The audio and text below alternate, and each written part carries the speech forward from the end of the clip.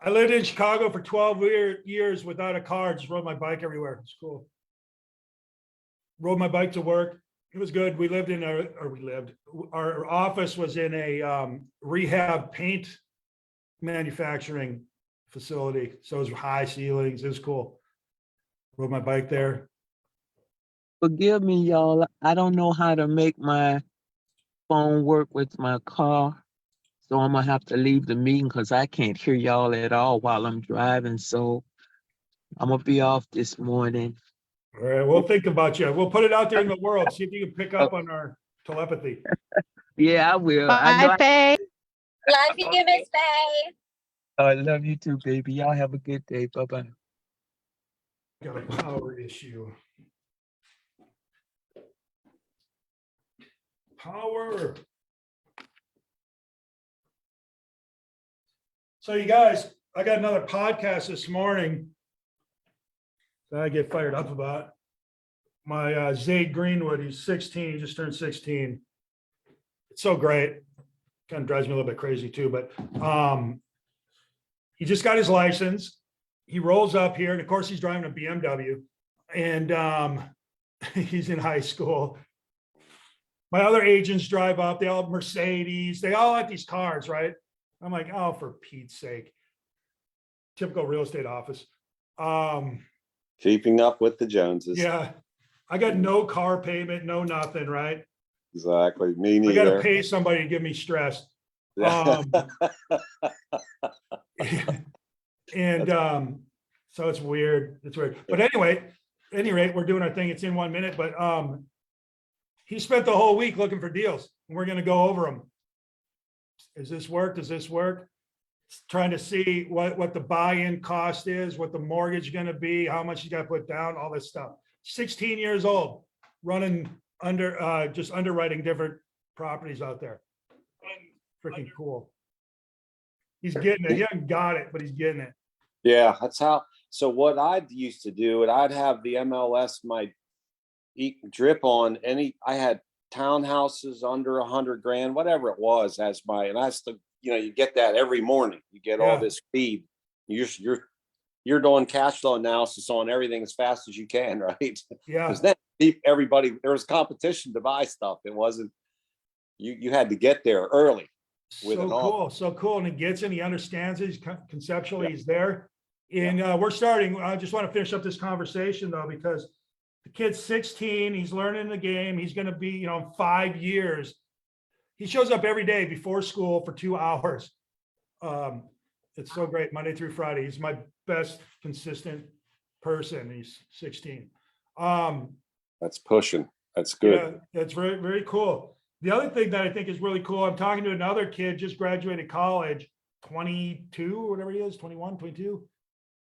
And I'm talking to him about starting his career as a real estate investment advisor to other 20-somethings to get them to buy real estate, such that say you're 22 and you get married in the next 5 years, you're 27. And then 18 years after that, you're what, 37, 45? Yeah. Your kids are going to college. But if you buy that property when you're 20 something, in 20 years, when you're married and your kids are going to college, all of a sudden you have an investment property assigned to pay for that college education. And now it's no longer a situation for you, right? Yep, totally. So, One so of it's a my good friends. thing. So he's going to talk to the frat boys and the sorority girls and the whomevers and the whatevers. And I was talking to his dad, who's a banker. Well, what about the down payment? Well, that's what we're going to solve. We're going to solve the down payment. We're going to sell them on the future. We're going to teach them how to live a big life. Get a property for yourself, for your wife, or your spouse, right? Now you got 3. But you don't have to do it. You got to start in your 20s, but you got to end with these 3 or 4 properties. More the better. So I'm pretty excited about that. I got a 16-year-old and a 20-ish that are starting to, we're going to build this whole freaking category of financial planning using real estate, vacation rentals. Yep. So My friend bought every one of his primary residences. He moved in and around Houston, never sold any of them. Still has them. Do not sell them, buy them and do not, unless you have to, right? And things happen in your life. Right. But, okay, so let's talk about today. Before we get into it, I want to talk to you, and then Jess got some things and whatever, Julie's got whatever. But here's the thing. Y'all can see this, right? This is our world. I'm going to change this around a little bit. Okay, well, here. This was 2002. This is 2005. Market went crazy up. Then it dropped crazy. And then this doesn't even look right. This is more like, and then up. All right. And then, so then we had this lag over time, which you'd call a normal market. COVID hits, money's available, things go up. All right. That's what happened. All right. That's what happened. You guys on board with this? People were making okay money here. Millionaires were formed here.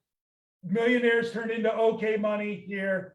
All right. And then you just kind of rode. And now the last few years, people have made a fortune. And if they probably can't even tell you how or why, but they did, right? And now the market stopped. Transactions are down here, right? They're half. They're probably about right there.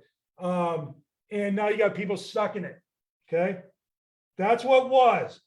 That's what was. If you understand that, you understand how we got to where we are about real estate and market, whatever. Okay. So let's take a look at where we're going. Okay. All right, so here's years, here's dollars, here's let's say 21, okay? And now we're about here. Well, transactions, we're down here, okay? 23. 24 is probably gonna look like this, okay? And then we're gonna, depending on what happens, 25, 26, 27. It's going to be a little bit of what in the world's going on. If rates come, my theory is this, rates are going to go to probably 9, maybe even 10%. They're at what, 8 now? 9, maybe 10%. And that's going to cause maybe some more of this. Okay. But once inflation's under control, elections happen, things kind of even out. As soon as they decrease rates, and when they decrease rates, they'll probably go from 9.75 to 9.58. They'll be small though. They're not going to be wholesale drops, but they'll be drops. So that's going to cause some of this in 25, right? And then as they go down, and then something's going to happen and the freaking market's going to take off because it does. It's the way it works. So you need to survive this time frame until 25 when things start going up again. All right. And that's what we talk about here. How to survive until 25. That's our thing right now. But then once you get into it and you start making money, we want to make sure you max this next up cycle, right? This is where you build your wealth. This is where everything happens. And it might be in 27, 28, whatever. You got to survive the next few years to get through it. I don't even care about thinking about growth. One of the smartest guys I know says, I just hope I don't have to go to my savings next year, right? And this is a guy who's been growing. I just want to make sure I don't have to take out my savings. I got to cover my costs. And, but I absolutely know as soon as the market starts going again, he's going to grab his dry powder, is such a popular thing right now, but he's going to grab his dry powder, his cash, his availability of money access. And he's going to crush this period and then he'll be out. And then this thing will turn down again, just like it does. But if you're smart, you can build a fortune on that up, but you got to know it. You got to see it. You can't. What happened to me on this last up is this is where I was learning. I was hyper fast learning, making some mistakes left and right. I was like a lottery winner here that wins the lottery and you start investing in shit and it's some is good, some is bad, some works, some doesn't. And sometimes you look like a genius and sometimes you look like a friggin' idiot, right? But it all goes into the stew. And when you come out and hopefully you're learning and hopefully you avoid the big mistake. In golf, it's called avoid the big miss where you take an 8 or something on a hole. You can take if a par is 4, you take a 5, you can survive. The par is 4 and you take an 8 because you went for it and you made bad decisions and you freaked out and you made a bad thing worse. Avoid the big miss. It's the same thing here. We get through this period of time. We're going to talk about that here in a minute. Learn, and then start looking forward. When I do have money, when I do have extra stuff, how am I going to take a little wealth and make it a lot of wealth?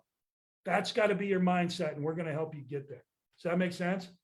Jeff, you on board with that thought? Yeah. Julie, you get that? Is that in your consciousness? Yeah, my consciousness is build market share and relationships. Yeah. It's hard to build in a down market. The Mhm. way you build is survive and get there at the end and be smarter than you were going in. And Yeah. from my perspective, the way you build market share is by talking to people so they're aware of who you have mind share. Mind share comes before market share. Build your mind share right now, and then the market share will come. Got it? Okay.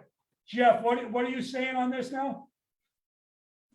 Oh, you mean were what you talking happened? about? What you're talking about? Oh, let's talk about what happened. Go With ahead. me? What happened when? Yesterday, remember the call Yeah, okay. about the earnest money? Okay. You have So such nice penmanship, John. so What's the so the as from a broker standpoint, here's what's going on in the market. Get a call from a seller. So the seller is, what happened to the seller was one of our agents listed her house, got it under contract, spent over $1,000 on pictures, virtual tours, whatever. Marketing. And then got it under contract to close 5 days before scheduled closing. Buyer unexpectedly, without any precursor, backs out. Willingly gives the earnest money to the seller. Doesn't care. And- Forfeits earnest money. I'm out. Don't want it. Keep it. Yep. Sorry. Didn't work. For whatever reason, maybe it's cold feet, scared about affordability, who knows, had a job issue. So then the seller doesn't want to pay.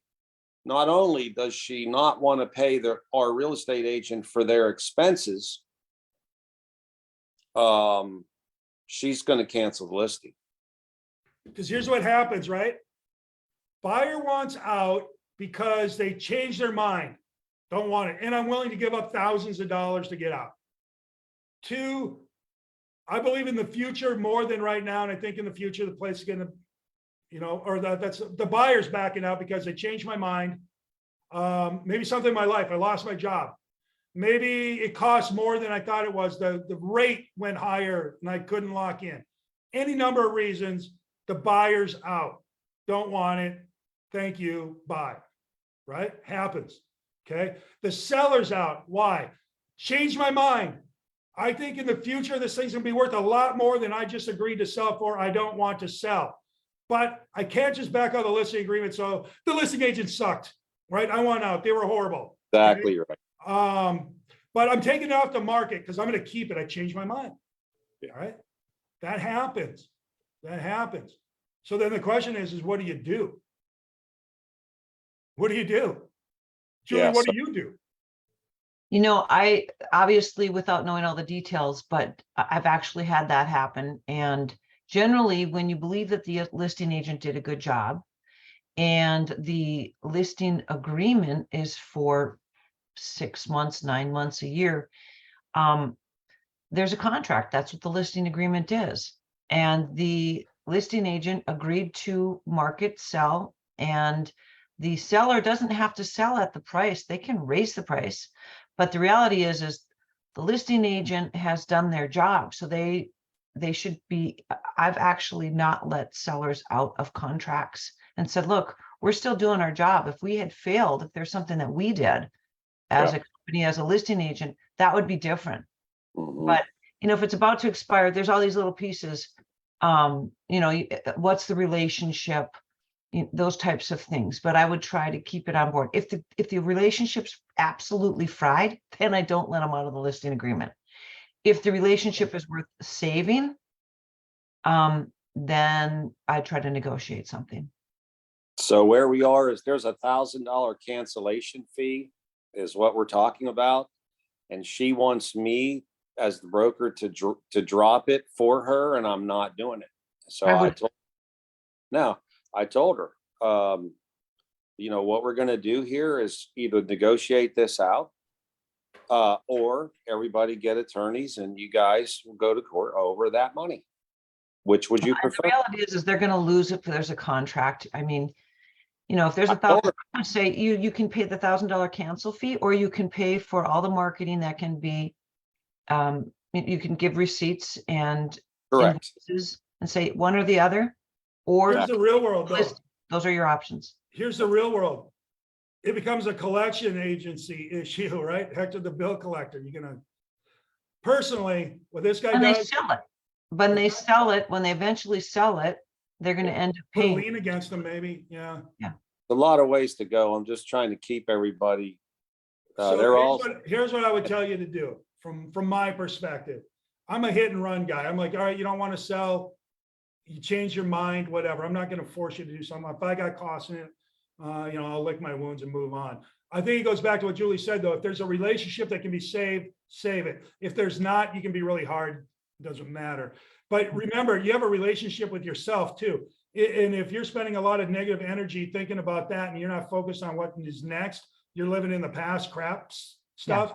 You're gonna pay twice or three times for what some bad news was. Sometimes you just got to say, you know what, that didn't work. Next, and keep going. Yeah, and I agree with that. Generally, you know, and I've been doing this for coming up on 28 years. Generally, I'll let it go. But if the relationship is fried and you know you're not getting it back, and it's been a month and you have a 6-month listing agreement and you think that there's opportunity to sell it, I'm not going to eat that money. Okay. You know, yeah, but there's the negative toxicity of getting it out of your Yeah, head. So you there is no have to doubt. weigh all those things. Here's the second thing I would say. A lot of this could have been avoided at the beginning. Now, some things change, no doubt. Change of mind, change of heart, change of economy, change of stuff. That can happen. But a lot of times, if you're not in, or if you're in with somebody on the hope, if everything comes together properly, they may or may not do it.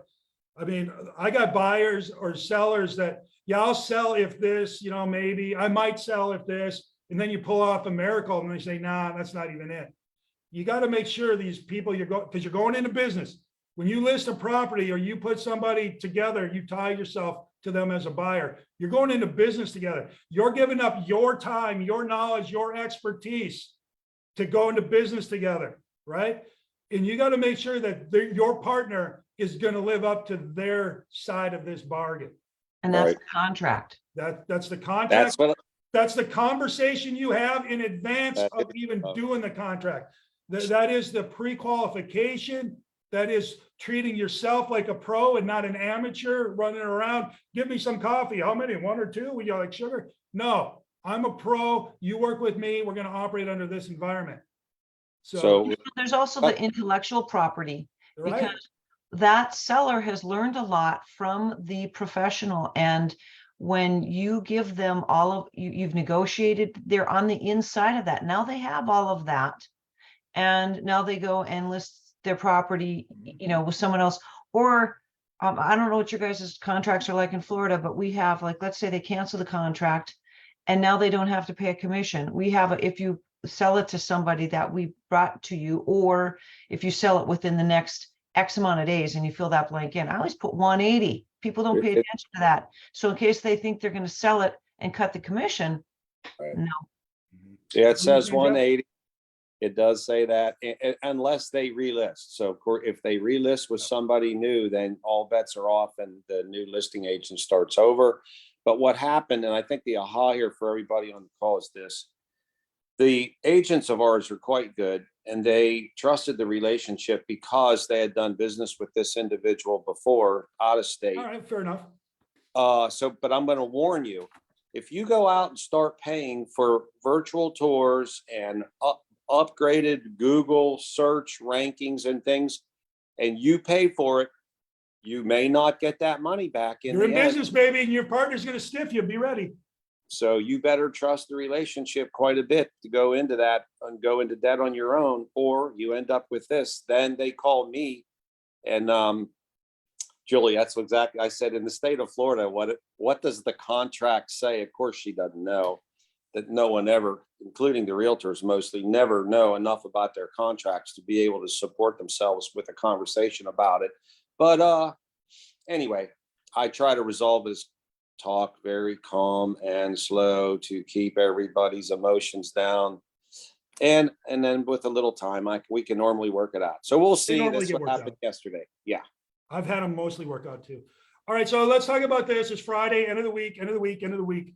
So the cool thing about Fridays are they are the end of the week, and you're going to go home, spend some time with your loved ones. So what you want to do is you want to leave the office today or wherever you do your work feeling good about what you did. If you had a great week, awesome. Make it an awesomer week. Or like my son used to say when he's little, you awesomized my room. Make it great. Make it great. And if it was bad, here's your chance to make it good, right? And go out on a high. So figure out what you can do to win the day. So you go home and you're whistling as opposed to yelling at the other drivers and getting mad at anybody at home. They're going to love you more. You're going to love them more, all that stuff. How are you going to do it today? I'm going to give you a chance here. Or I'm not a chance. I'm going to give you a recipe to win today. Okay. If you can get 20 contacts, oh my God, here we are with the contacts. Yeah, every time. All right. 20 contacts. I'm going to tell you how to do them. Go to your phone, right? Go into this thing. All right. We all got them. Some of you guys are running around, 2 of them. Crazy. But go in there. Find 5 people that you have not spoke to in a while. 5 of them. You're just going to call them up. You know, hey, man, it's John Keller Williams, or you probably don't have to tell them who you are, but maybe you do. And if you have to, hey, just curious, what are you going to do with real estate in the next 12 months? Just curious, what are you going to do real estate wise? Nothing. I just bought it. Whatever. Okay, cool. But you're going to talk to 5 people. And you're going to ask them what's going on. What are you doing in the next 12 months? And then you're going to do this. You're going to find a listing that you just listed or somebody just listed in the neighborhood you want to dominate. You can either door knock, call, or somehow communicate with owners in that neighborhood that a house just listed. It's going to look like this. Hi, I'm John Moran, Keller Williams Realty's at the beach team in Destin. How are you? Great, great. Love you too. Right. Awesome. Did you see that we just listed another house right up the road from you? All right. At 123 Main Street, 3-bedroom, 3-bath, 1,900 square feet. We're on the market for $645. Curious, who do you know that might be interested in owning in this neighborhood? Done. Right. Or if you don't have a listing, it's not your listing. Hey, John Moran, Keller Williams Realty's at the beach team, Destin, Florida. How are you? Great. I love you too. Right. Awesome. Did you see the house right up the road just listed? It's a 3-bedroom, 3-bath, 200 square feet, and then it's on the market for $20 million. Yeah, just curious. Who do you know that might be interested in owning? Boom, easy, right? Just listed, or I mean, that's just listed, just sold. Okay, go find one you just sold, or somebody just sold in the neighborhood. Okay, it doesn't have to be yours. Don't take credit for it if it's not yours. But if it's not yours, just go knock on the door, call them on the phone, tap them on the shoulder, whatever. Hey man, John Moran, Keller Williams Realty's at the beach team in Destin. How are you? I love you too. All that stuff. Hey, did you see the house right up the road at 123 Main Street just sold? 3-bedroom, 3-bath, 2,100 square feet, sold for $595. Yeah. Curious. If you sold, where would you go next? When would that be? End of story, right? So now you got 5 people in your phone. What are your plans for real estate? Just listed. Just listed a property. Who do you know? Just sold. If you were to sell, where would you go next? Then the last one, your business people. Call any 5 vendors. All right. A builder, a chiropractor, a psychologist, probably. Whomever. Just figure out who they are. Start with A, the architect, accounting, acupuncture, whatever. Figure it out. Call them up. It's as simple as this. Hey, it's John Moran over at Keller Williams Realty. How you doing? Great. I love you too. Curious. Loves you. Yeah, everybody loves me. Curious. How can I help you get a little business going? What can I do to help you? And then shut up, zip it. Don't do this. Just and listen. They're gonna be like, what do you mean? Well, I don't know, anything I can do. I work with a lot of people. I talk to a lot of people. How can I help you do better in 2024? Oh, blah, blah, blah, blah, blah, blah. And write it down. And then you just finish it up. Cool. Got it. I'm going to do that. Hopefully I can send some people your way. Thanks. Don't ask. Don't try to get some reciprocation. Don't do anything. Right? Thanks. End it. And then let me ask you, if you have those conversations, what do you think they feel about you after that? After they get over it, what the hell is that guy trying to do? Then they'll think, yeah, that's kind of cool. Right? But you're in their head. You got some mind space. And if they run into somebody that needs a realtor, they might be, I don't know, this guy called me, or he always calls me every quarter. Right? Never asks me for anything, but always offers something. And here's the trick. Here's the secret. Mean it. Mean it. Don't be insecure. Don't be false. Don't be stupid. Mean it. If they say, yeah, man, if you can send somebody who needs drywalling my way, do it. And I guarantee you, the way the world works, you're going to run into somebody an hour later that says, hey, you know a good drywaller? Who knew? As a matter of fact, I do. Right? In the way the world works, that drywaller is going to be fixing some POS somewhere that somebody bought and is going to flip, and they're going to find that the person needs a realtor to flip it for them. They're going to be walking, hey, anybody here know a good realtor? I'm getting ready to sell this place. The drywaller can say, I do. Just the way the world works, right? So give without asking, and it'll come back to you without asking for it. Promise. Maybe not right away, but it will. All right, so 20 contacts, 5 of them in your phone. Go advertise or talk about it, just listed, something you did good. And do the same thing with the just sold. And then have that little conversation to build these little relationships with your chamber of commerce. Make them your chamber of commerce. Okay, make sense? That's what I got. Anybody, Jeff, you got anything? That story you told exactly happened. Painters called my wife and said, hey, we have friends that want to sell their house. Can you help them? And here's the end of the story. By the time Tammy told me the story, John, or a person on John's team, already called her and got the listing. So Had it. Do the work. Yeah. So it was But exactly. it worked on 2 levels. We covered them because we're on it. And we covered them because they asked Tammy about a realtor. So we covered on both ends. So awesome. Yeah, it's really good. Right? Those And work. what do you got, Julie? Anything? Same thing, mind share until you can get market share. The way you get mind share is know your stuff and then tell your people what you know. Holy shit, that guy knows what he's talking about. Mind share, gobble, gobble, gobble, gobble. And then do it over and over and over until the timing hits and they think, I need a realtor. Geez, that guy who calls me all the time, he's always right. Or even if he's not right, he seems to be on it. Call him. And the thing I would speak to in terms of know your stuff, oftentimes people lack confidence, realtors lack confidence, and don't think that you're going to figure it out all at once and you're going to remember everything. But if you are, you set a time for 7 a.m. Monday morning to read the stats, catch up on the stats, look at MLS, what are the trends? We have something here called Crownford, whatever your reporting source is, just continually be reading because you'll notice trends. Even if you can't quote exact numbers on this day, at this time, the number was this, most people can't remember that anyway. So just, know the stats and be paying attention constantly so that you can talk about the trends. You'll be 20 miles ahead and not even know it. You'll be looking around, where is everybody, thinking you're behind when really you're ahead. Cool. All right, that's what I got. Let's go to work. It's Friday. Let's have a big Friday and a great week. We'll see you Monday, all right? All righty. Very good. Bye, everyone.